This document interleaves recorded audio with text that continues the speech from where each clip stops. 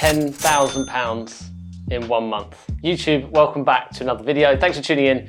And today we're talking about the awkward and vulgar conversation, which is money. That's right, in the UK, we don't like talking about money. It's a bit of a vulgar conversation, but I think it's a really important one to share with you, and it could be used for motivation for you to do better in your current career, current business, or maybe your property investing. So in this video, I'm literally going to walk you through how I've got to this point of making my first £10,000 month, the revenue streams that now bring in that £10,000 per month, and whether they'll last, who knows? And then I'm going to tell you, most importantly, how you can build your own income streams and hopefully hit that income goal that you have, whether it's 5K, 10K, or even 100K in the future.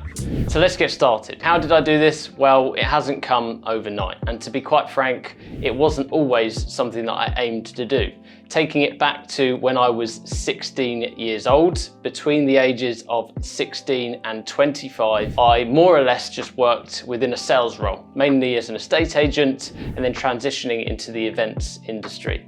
Now, in that gap between 16 and 25, I had no desire to create external wealth outside of my job. I was just working the 9 till 5, or with the estate agency, the 8 till 7, 6 days a week, because they do like to work you hard. But until 25, I'd never had the thought about creating some kind of side income, or maybe even working for myself one day. However, after seeing multiple developers, investors, viewing properties, driving around in nice cars, of course, and for the most part, the thing that really attracted me was the flexibility of their diary. The fact that they had full control, full reign over what they wanted to do each day.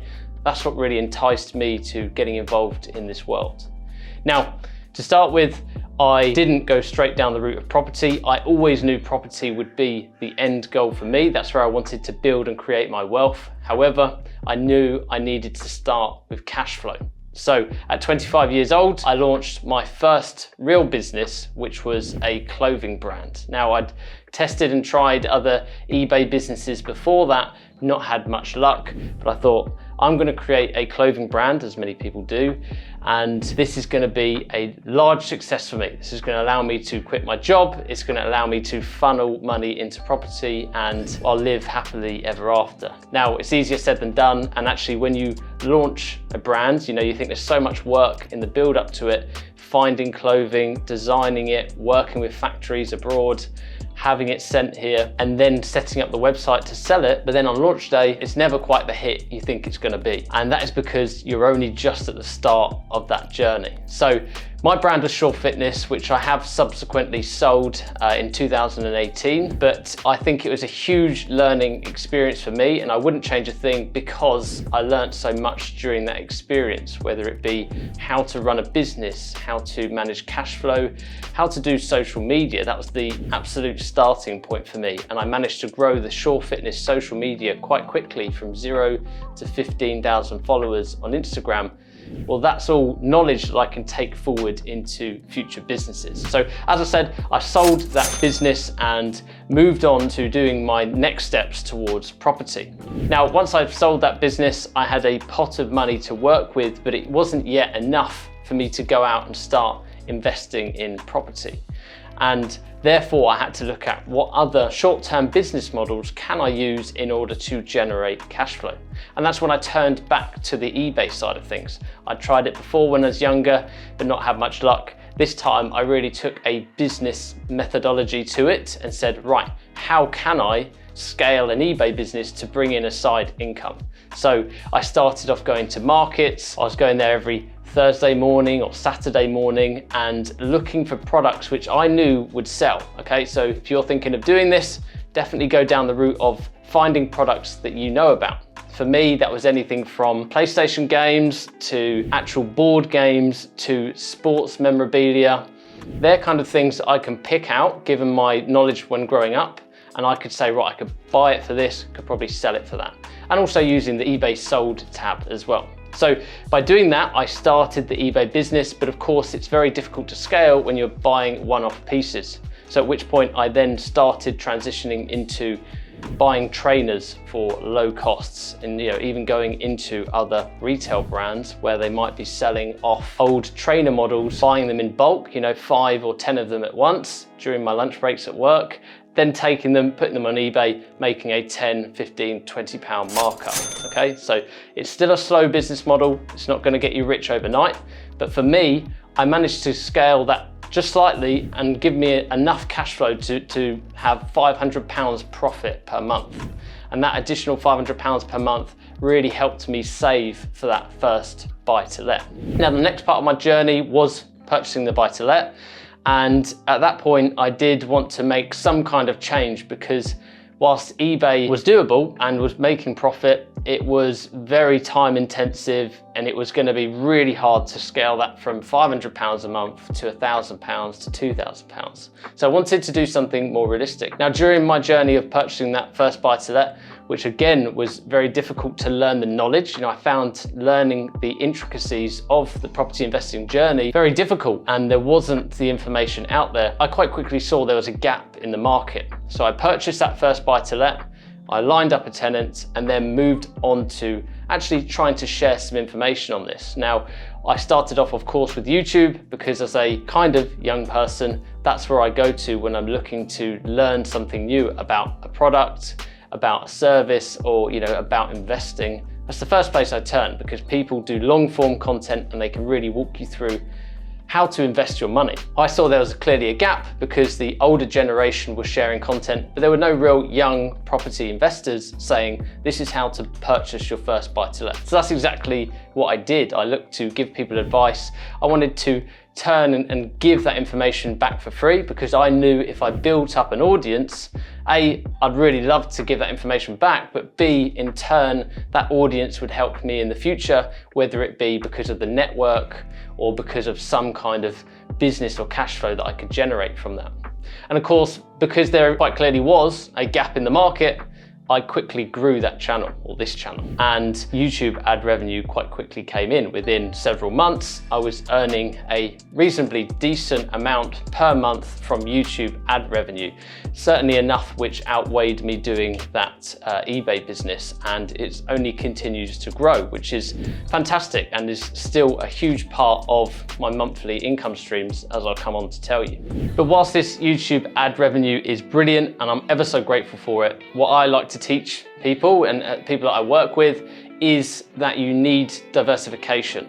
Now, whilst YouTube ad revenue is great right now, it might not stay consistent forever, or it's very reliable on me continuously pumping out time, effort, and content into the platform. So how can I take that revenue stream and then make other revenue streams from it? By diversifying. So from there onwards, as you've probably seen, I launched t-shirts, I started selling my buy-to-let spreadsheets, and I also sold my time in the form of one-to-one consulting calls for a set cost in order to help beginners, maybe talk about setting up limited companies, tax, how to do mortgages, refurbs, and so on. So that was an incredibly good turning point for me, and really changed my mind on just how much or how important it is to share this journey, because I know there's a need for this information. Now, as time went on, of course, when doing one-to-one consulting calls, your time gets quite quickly absorbed. So I had a lot of calls, my evenings got taken away, my weekends, and I loved and enjoyed doing it, but you can quite quickly hit burnout if you're not careful. So again, I look to adapt it, I look to give as much information as I can by then taking that to the next level. And as I sit here today, of course, that is through the form of 2 types of revenue stream. Now, the first one is the Property X program, where of course I teach and give a huge amount of information through the form of videos and coaching.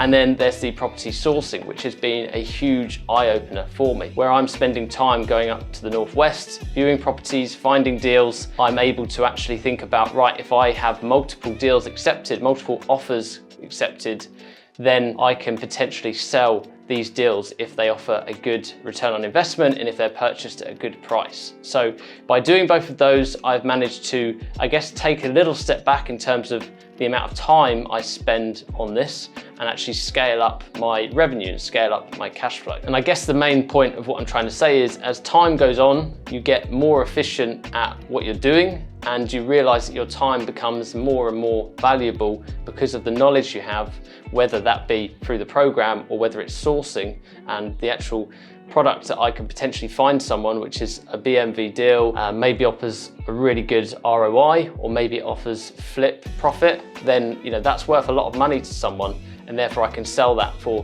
£2,000 or £3,000 depending on the size of the deal.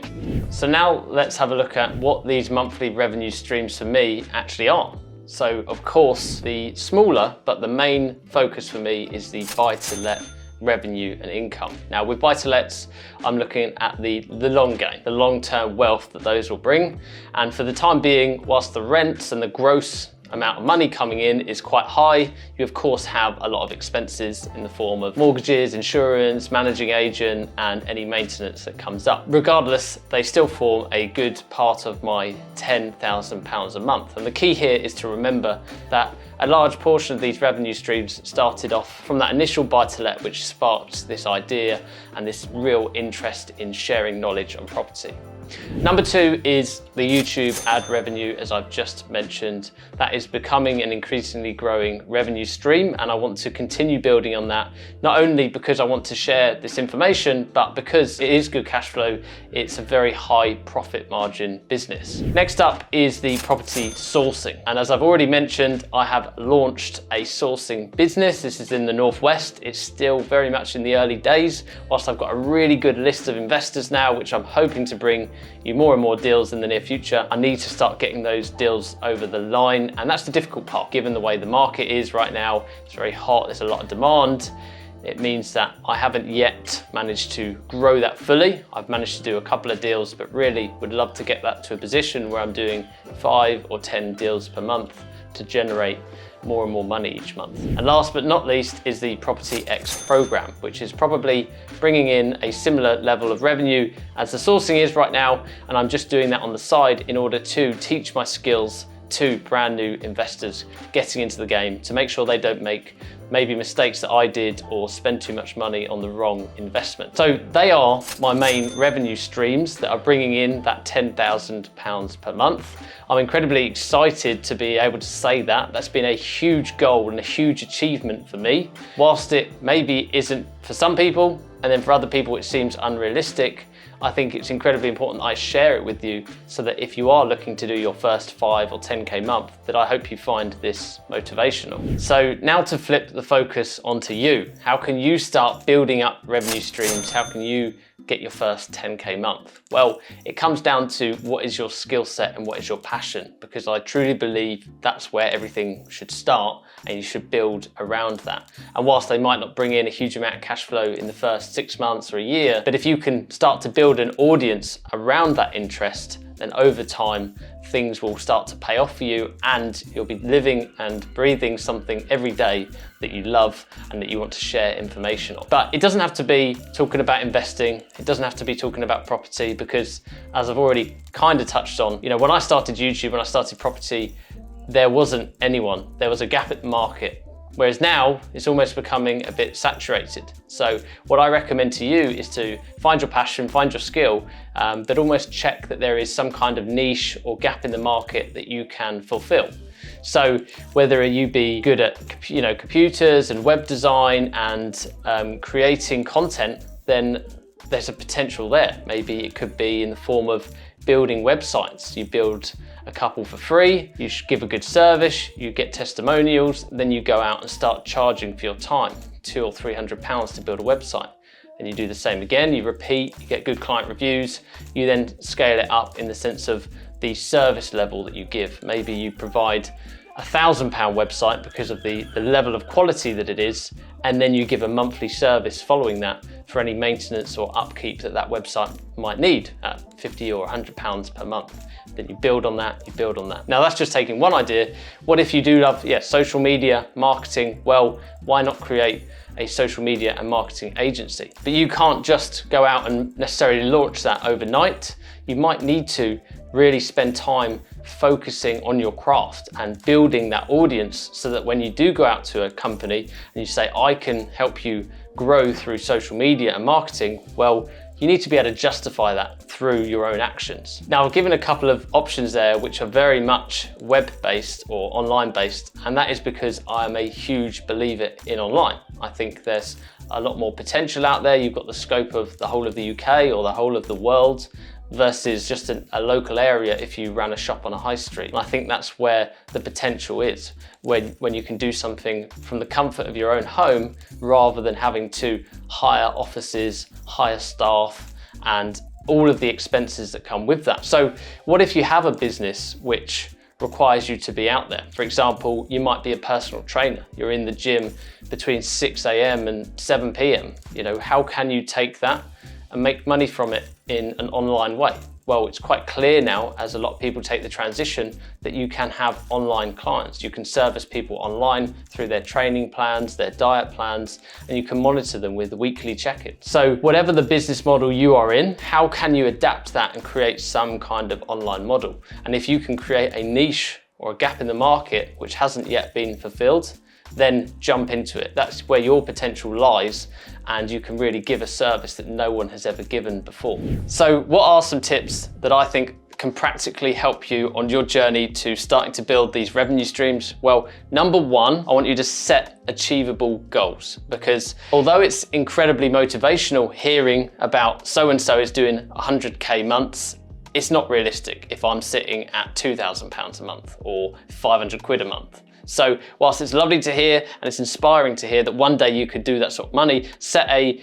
realistic and achievable goal. So if right now you're sitting there at the very beginning with no monthly income on the side, well, aim for that first 500, aim for that first 1,000, and then go with it as it grows. I did not start by aiming for 10K. Whilst it was a dream and something in the back of my head that I would love to achieve, it wasn't necessarily what I started off wanting to do. I started off by wanting to create £2,000, £3,000, £4,000 a month. Now, I wanted most of that income through property. It just so happens that, of course, other revenue streams have built along the way. And my main goal still is actually to achieve £3,000 per month just through my rental profits. So that's still a goal in the back of my head there, that whilst I've hit that 10K, which is awesome, that's from a cash flow business, that's not long term. I want to create a £3,000 per month rental profit. That's my goal, and I will get there eventually because I've set my sights on achieving that one day.